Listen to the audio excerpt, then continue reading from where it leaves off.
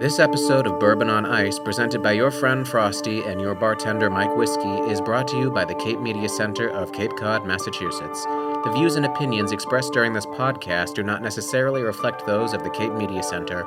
Listener discretion is advised.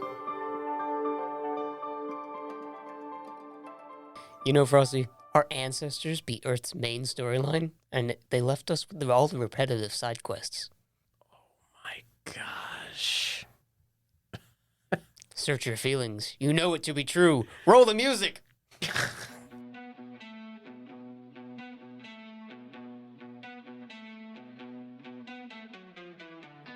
Welcome, listeners, to Bourbon on Ice, Where we talk about everything nerdy, like gentlemen. Join us every week for our local Cape Cod take on, well, everything. Laugh, cry, be confused, and laugh some more. I'm your friend Frosty. And I'm your bartender, Mike Whiskey. Stay tuned. You think they'll like the episode? Oh, they'll definitely love it.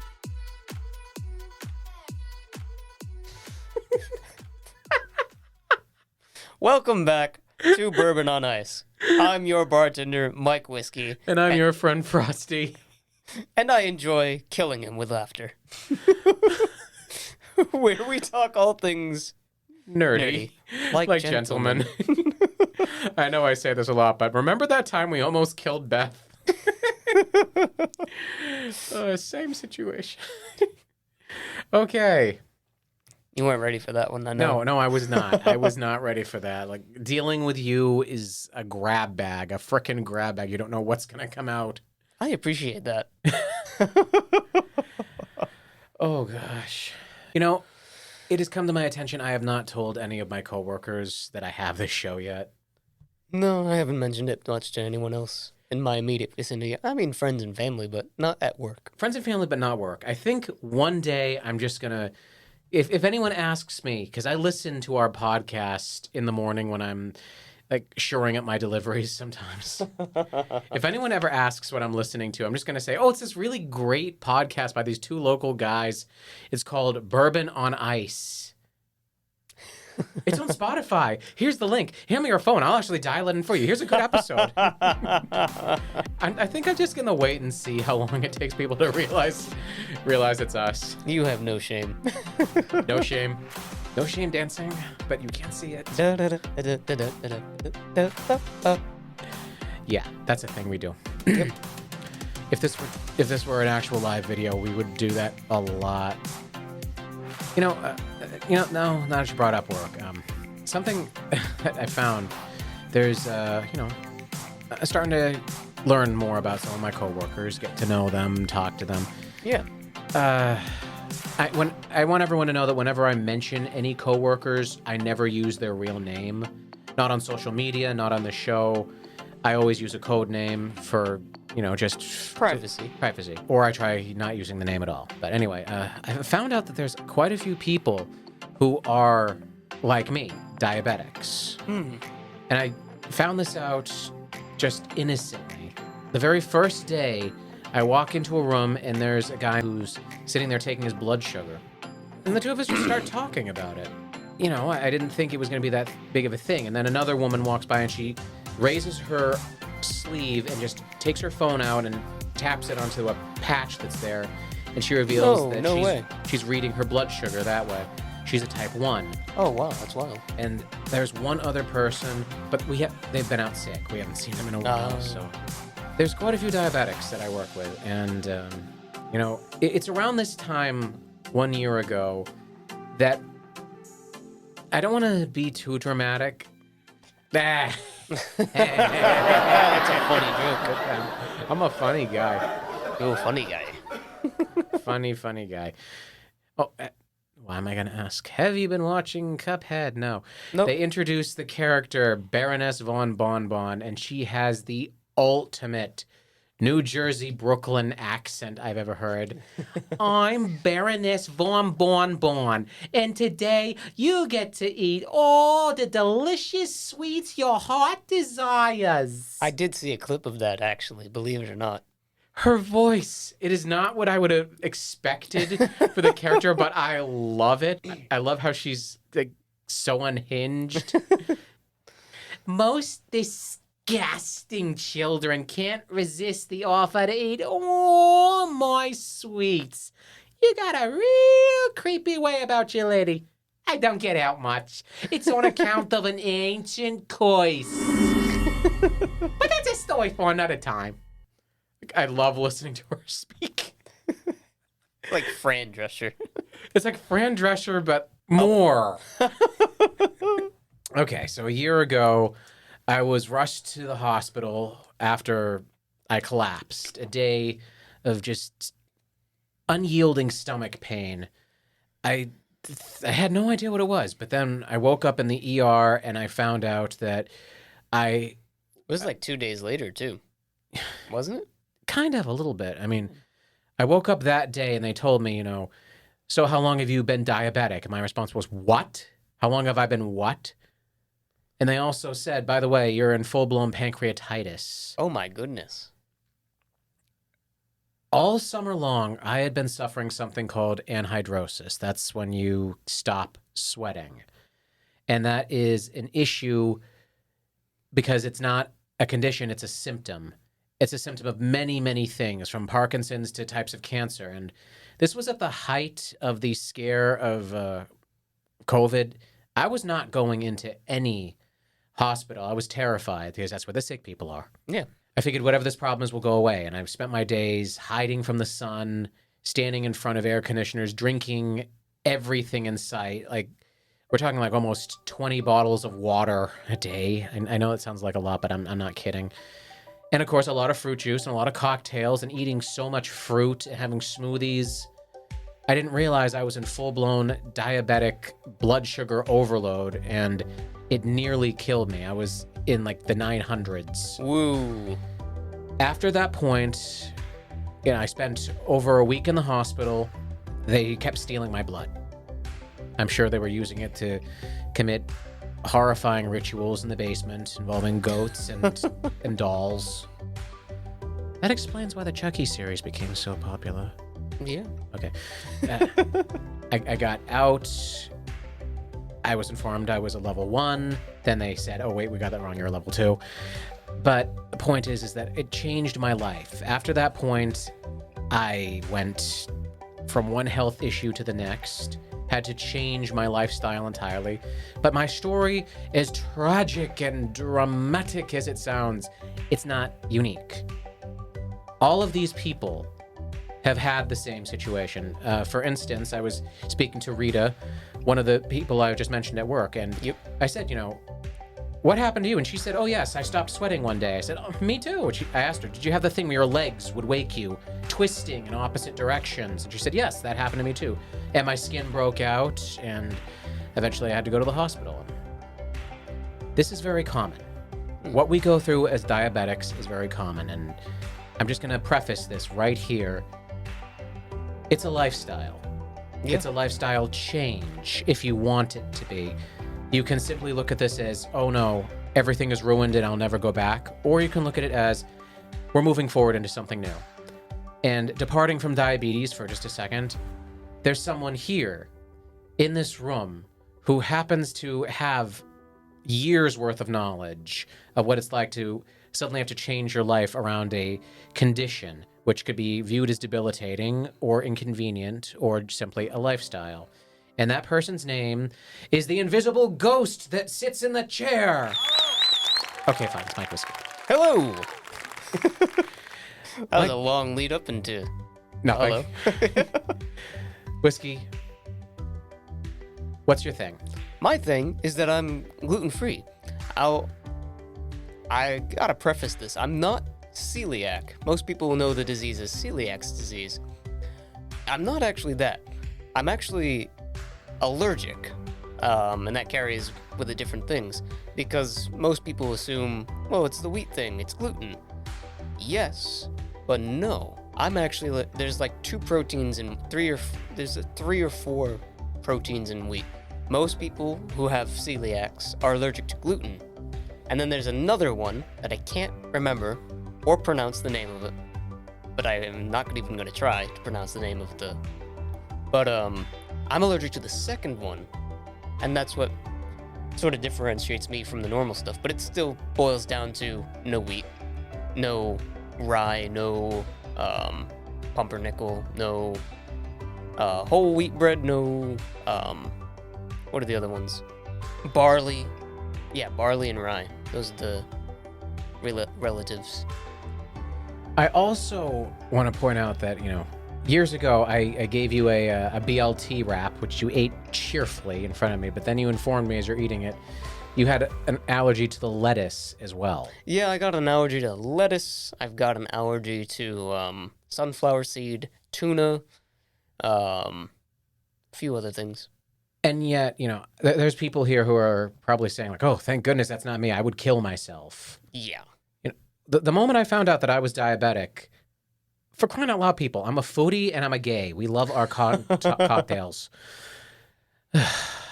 Anyway, also, I have a massive sweet tooth. Yeah, the sweet tooth is pretty bad. Yeah.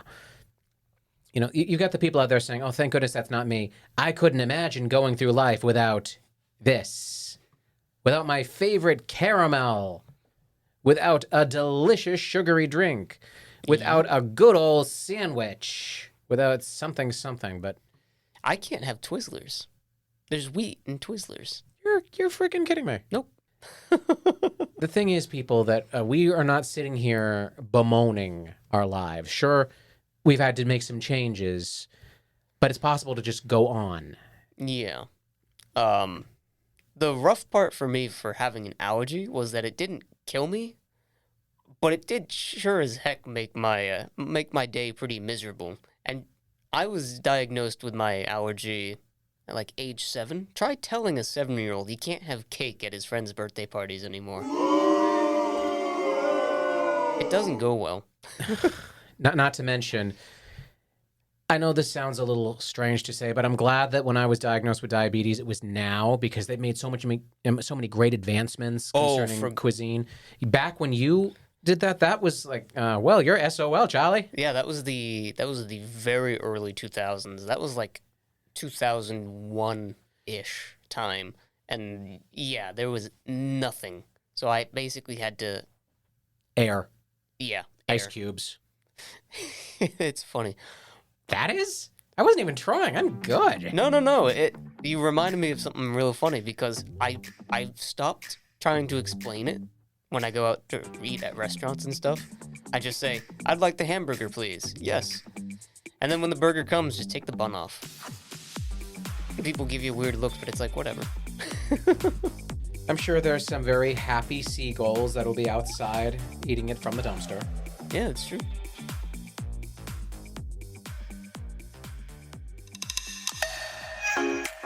The Cape Media Center, located in Dennisport, Cape Cod, Massachusetts, is a non-profit community media center and the public access TV station for the towns of Barnstable, Yarmouth, Dennis, Harwich, and Chatham. Our mission is to build community through media, enhance democratic communication, and facilitate free expression by providing these towns with a state-of-the-art media resource center. Members can become trained in our video and audio equipment and produce their own media content. Membership includes training classes, access to our field equipment, studios, and facility, as well as airtime. Podcasters and music producers can share their content on our website. For more information, visit capemedia.org. This episode of Bourbon on Ice is brought to you by Market Street Bookshop in Mashpee Commons, located at 31 Market Street, Mashpee, Massachusetts. Embrace diversity and find support for local authors and artists at the Market Street Bookshop, where your favorite new read is just a browse away. For more information, give them a call at 508-539-6985. Sorry, I just got back from the bathroom, and when I passed the staff room, there were munchkins. Ooh. I had to resist. Yep. Those were like my favorite treat on the face of the earth. Yeah. I could still go back. I'm sure it's still there. Yeah. I'm going to go back. No, don't do it. It's not worth it. I could. That was the best advice my father gave me for the whole thing.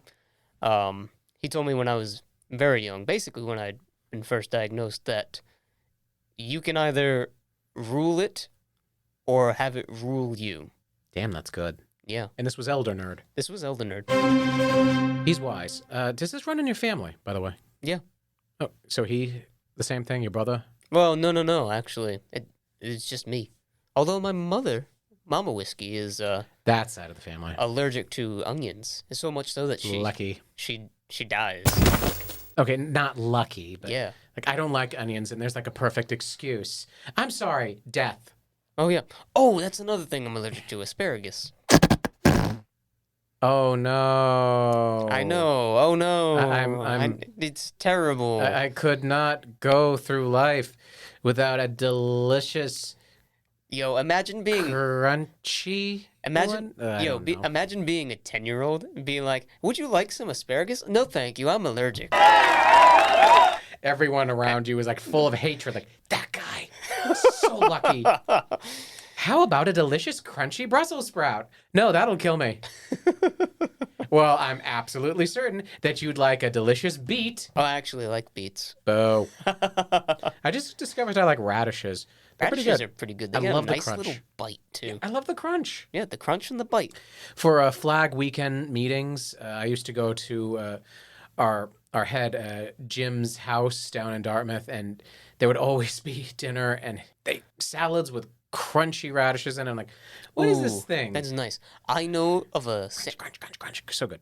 I had a sandwich a while back at a restaurant, and it was called a Tucker Nuck, and it was the sliced The what now? the Tucker Nuck sandwich. That just sounds dirty. It was delicious though.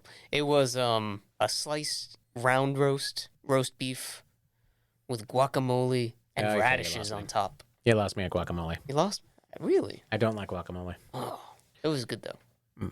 Now that we're just mentioning it and we're about to delve into nerdiness for one lousy second, Fraggle Rock. As a kid, I would watch those Jim Henson puppets eating radishes, and they made them look so delicious. They had no business making them look so delicious. Radishes are not, to a child, are not akin to candy, people. Okay. So, what do you do when you find out that your entire life is a lie? Not a lie. Is about to expire. No. Those are stories for different times. What do you do when you find out that you have to either literally change all of your eating habits or die? You could be like my cousin and just Die? continue to eat candy and junk food and Oh, I was actually joking, but now I feel terrible. yeah, my cousin does not manage his diabetes. One of the people on my route, his brother just died from diabetes. Wow. Wasn't taking care of himself. He just had a funeral. I'm obviously not going to name names, but as we said, it's a thing. Yeah. It's shared. Back when I worked in the pizza business, we made a special gluten-free crust. It was said by the manager, terrible person. Oh, they just called me to fill out an exit survey. I was not kind. They told me, yes, we have the gluten-free crust, but let's face it, if you have celiac disease, you're not going to eat here because it will kill you anyway. Yeah. My feeling was, oh, okay. That's a delightful spin on it. But there it is anyway. People acknowledge that this is a thing now. It's not just some sort of silly, tiny little thing. Yep. Diabetes, it's very big. I'm not going to say popular, but it's more prevalent these days. Whereas years ago it was, here, have salad or air. And now you wander through grocery stores and there's gluten-free aisles all over the place. There's gluten-free chicken nuggies, man. There's gluten-free cookies. Yeah. Everyone's shaking their head like, ugh, that's like for health nuts. Or people like, no, that's what keeps us alive and happy. Well, it's thanks to those health nuts that we have more now. Because these people went, oh, it's the new fad. We have to have this new gluten-free stuff that make us healthy. I'm just sat here like, I don't agree with you. But I'll take it. But I'll take it.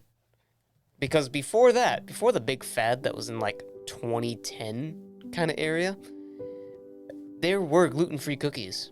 And they tasted like cardboard. There was gluten-free pizza. Tasted like sadness. It did taste like sadness. And cardboard. My grandfather looked at the sad pizza that I had the other day. And this was the other day, too. This wasn't too long ago. He said, that looks like cardboard.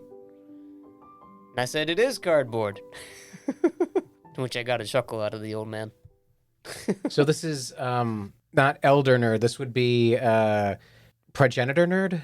No. This was my mother's father. Okay, so not from the nerdy side. No, this man was this is a hard man.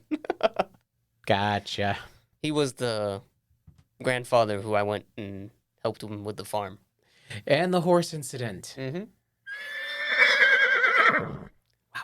I'm still genuinely... I still genuinely don't believe that. I love my grandfather so much. He came to me. He said, "I don't read the instruction manual. That's for sissies." He's one of those. He's one of those. Those are awesome. And so, actually, no. We were doing a project together, and I was reading the instruction manual that came with the project. And he's like, "What are you doing?" I said, "I'm reading the instruction manual to know what I'm doing." He's like, "That's for sissies." He's one of those. He's one of those. And then, maybe about 10 minutes later, he gets frustrated. And I don't know what the I'm doing, and he storms off. I'm just like, all right. And I pick up where he was. He comes back after grabbing a coffee. He says, "How'd you know what to do?" I said, "I read the instructions." He's like, "Oh, well, I'll be damned." Those things do work. So, as Whiskey and I have made abundantly clear, we have issues. Other people have issues. I'm talking about the food things, not our issues. That's a whole different kettle of fish. Yeah. That could fill a couple episodes. Okay. That's just Frosty alone. I resemble that. Tiny little story here. I get out of the hospital. I have to bring home that stupid blood sugar testing kit. People keep saying, don't you want to get one of those things that you put on the side of your body? It hangs off of your chest. You can have it on your stomach. It can stick into your arm. Like, no, and no, I don't want those. I really don't want those. I'm fine with doing the finger sticks. I'm on a good enough schedule that I can do it very intermittently. Yeah. I'm not taking the insulin anymore because at this point I'm very in control, but I am on a cholesterol medicine. But okay, moving on. We're looking at all the food that we had to get rid of, basically, in the house. Like all of these noodles, all of these snacks. And this is the fall, so of course the house is filling up with candy. I'm just saying, what do I do? What do I do? And I went to visit my good friend Kirk, who has been battling cancer for so many years now, but knows the importance of positivity. And I get to his house. I remember this. He has a box sitting there for me, and he said, "Here, I picked these up for you because I figured you could use something." And it is a box loaded with chocolate-covered treats. We're talking peanut butter bars and chocolate cupcakes and these bonbons and cookies. I looked at them and said, "I just got out of the hospital. I've been diagnosed with diabetes. I can't eat this." "Yeah, I know. These come from the Gluten-Free Keto Bakery in Plymouth." I said, "What now? There's no sugar in these?" "No." I grabbed the first one, didn't even pull off the wrapper, just stuffed it into my face. Chocolate all over. Like, I don't care if it's fake chocolate. I'll take it. It's so good. It's so good. Yeah. Want to know a funny story? Let's hear it. It's not really a story, but I actually have a friend who knows the guy who invented the blood sugar monitors. Tell me more. Oh, well, he's actually, he's living in California now, but he used to live in Probably in a very nice mansion. Yeah. Yeah, he's one of those he's actually pretty chill, but he's one of the kinds of guy who's moves money from one bank to another just to watch him sweat. That is mean. I like this guy already. Yeah, he used to have a house over in Brewster Mansion. I was gonna say, you mentioned Brewster and Venter, but Yeah. oh, I've been delivering to so many nice houses. I kind of want to burn mine to the ground now. Start over. Everyone out there has a hydrangea bush, a fountain, I and, love the and hydrangeas. columns on their front porch. Yep. That I deliver to these people who have a real rich person last name, Yep. and all I can think is, wow, they have the bluest hydrangeas ever. Look at them up there.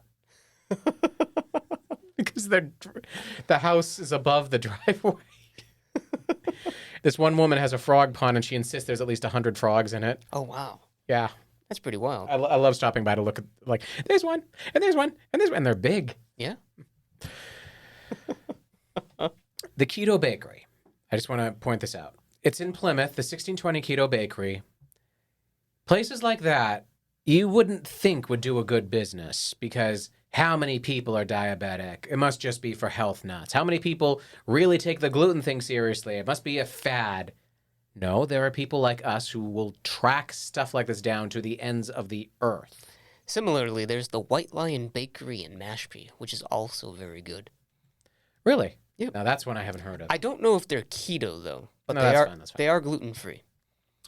Now, I do have to point out, as I said, Whiskey ate a BLT wrap in front of me from Taco Bell years ago, and he didn't die instantly. Yeah.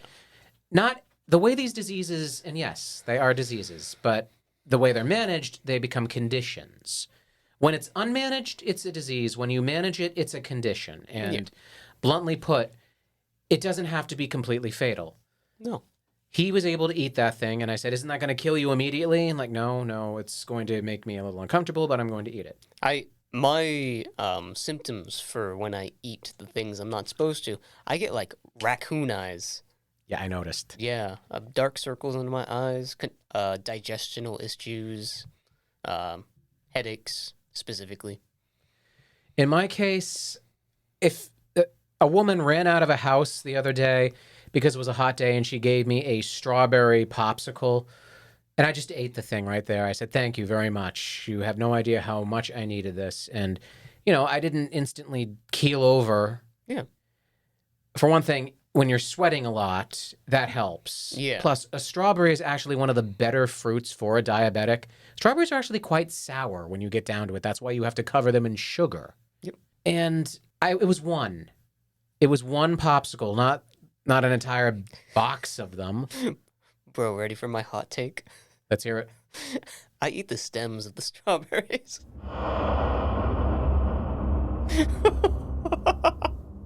He's stunned. Speechless. Yep, I just take the leaves off and pop them whole.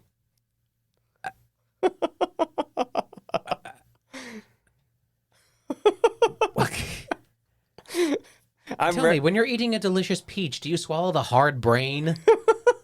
No, of course not. I no longer can take anything you say for granted after that. Okay. I'm sorry, I derailed you. No, it was worth it. We will not, if we manage our conditions, but we manage them, vigilantly. Yeah. Then we have our lives back.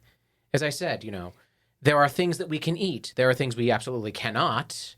There are things we can do. I take the buns off of the hot dogs and hamburgers when I get them out. It's quicker and faster than explaining. I can surround sugars with intense proteins, and it actually cuts down on the sugar intake, such as covering a slice of apple with peanut butter. Ooh, that's delicious. Yes, it is. It's so frickin' good. Or switching to a green apple, which is sour and has less sugar than, say, a Golden Delicious, which tends to have more. Yeah. Exercise is a big one, and fortunately, we lucked into a job there, didn't we? I have to wear knee braces every single day. Yeah, knee braces help. I also totally recommend a Early retirement. Well, that would help. No. Also winning the lottery. That helps a lot too. No, I recommend the an not orthopedic, but like medical butt cushion. Huh, I didn't think of that. Yeah. That's not a bad idea. Yeah, it was the best $40 I ever spent. Then there's and this was actually something that I had to be dragged kicking and screaming to. You have to eat regularly. Yes. I refused. I was under the impression that lunch is a waste of time. It takes too much time, and you're just going to be eating again soon later.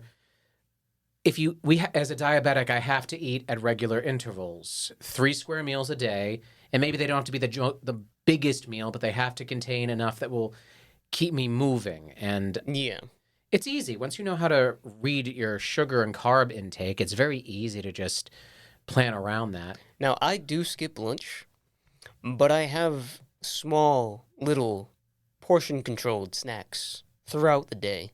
I have my big breakfast and I have my big dinner, and then little snacks throughout the day. But at the very least, you are taking something in. I mean, Yeah. like I said, I would do nothing for lunch. I would just not eat, not even snack. And Yeah, no, that's all bad. yeah, that was bad. Now I've mastered the art of eating food. On the go. It is kind of weird. Yeah. It's kind of weird doing that. And as we've made abundantly clear, we drink. Yay, booze. Hooray! Please drink responsibly. Please. But, we've had to alter that as well. But believe it or not, there are drinks out there, cocktails or just regular straight up booze, that are acceptable. Yeah. I mean, No beer. No beer. Carbs and gluten. So. but then again, there are a lot of light beers, and they keep coming out with new ones. Zero sugar this, like that White Claw stuff. Not a fan, but it does, it is there. The option is there. The best gluten-free beer brand Or Corona Premier, that stuff's great. I've found was the Glutamus Maximus. Okay, you're making that up. I am What is not. that? I went to a brewery over in Virginia with a friend's father, and I had a great time. And the brewery had a gluten-free brew that was the Glutamus Maximus. Imagine going to the bar and saying to the bartender, "Hey, give me a Gluteus Maximus."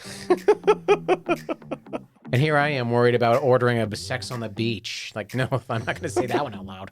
Or a slippery nipple. Oh my god. Oh my gosh.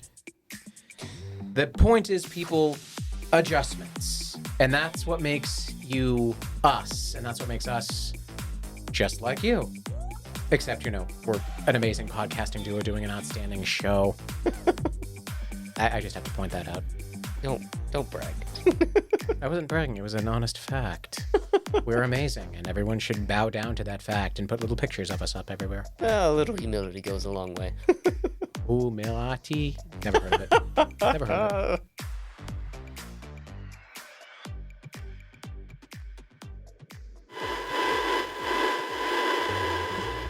All right, are we ready? Oh yeah, I'm ready. And we know how to play this game. I've read the rules. You've read the rules. We both read the rules. We've consulted experts. We've been on Reddit and Google Ask. We've watched online videos. Every single question we've asked has been answered. We understand the nuances, the intricate details, and we know exactly what has to be done for this to happen. We have the high-quality game pieces, the expansion packs, and we are all set to play. Right. Okay. So, still want to play? Nah, sounds boring. Let's do something else. Oh my gosh, shut the front door. What? It just popped up on my feed right now. The release date for Avatar: The Last Airbender Quest for Balance video game. It'll be on PlayStation 4, 5, Xbox One, SX, and Nintendo Switch and PC. It's going to be November 8th. Oh, rock on. I mean, that's just in time for the busy season at work where I won't have time to scratch my ass. But still, it'll be... I can buy it. It'll be sitting there. I have a funny feeling that it's not going to be coming all that much through the mail. Oh, you have no idea what it's like getting to some of these houses, and everyone is so happy to see you. Yep. Except this one guy. And that's me. Everyone wants to talk. Everyone wants to give jokes. Everyone wants to share your day. It's like, lady or guy or whoever, I literally have at least 2,000 more things to deliver. Go away. But you gotta slap on that smile. Yep. Have you delivered a kitchen sink yet? I delivered a mini fridge. Nice. No, not nice. What the heck are those guys at UPS for? Oh, come on, people. And no, I still haven't delivered live animals.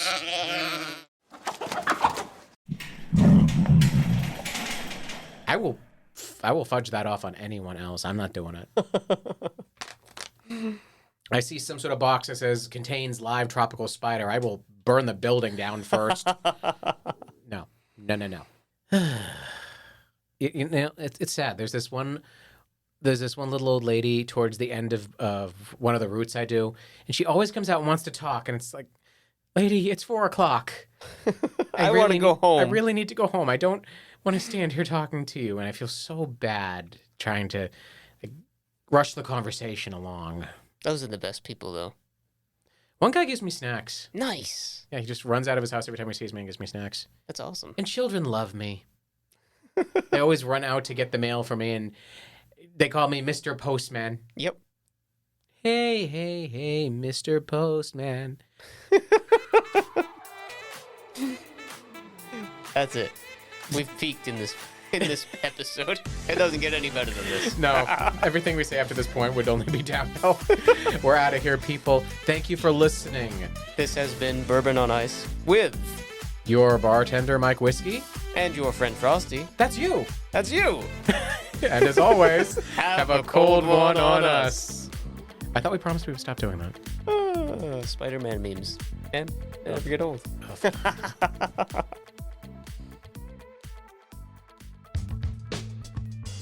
This podcast was recorded at and produced by Cape Media Center on Cape Cod, Massachusetts by podcasting duo Mike Whiskey and your friend Frosty. All music and sound credits go to soundstripe.com. Special thanks to Jamie Horton, Emily Tulloch, Gabrielle Rawson. For more information on Bourbon on Ice, visit our social media page at twitter.com/whiskeyfrosty. For more information on Cape Media Center, visit capemedia.org. For more listening options and a variety of podcasting entertainment, visit our hosts at buzzsprout.com and capemediacenter.org.